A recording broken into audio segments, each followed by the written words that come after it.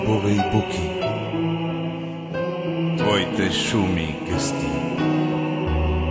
и цветята, и водите, агнетата тлъсти, и божура, и тревите, и твоята прохлада. Всичко, казвам. Понякога като куршум пада на сърцето, което е всякога готово да поплаче, кога види в природата ново,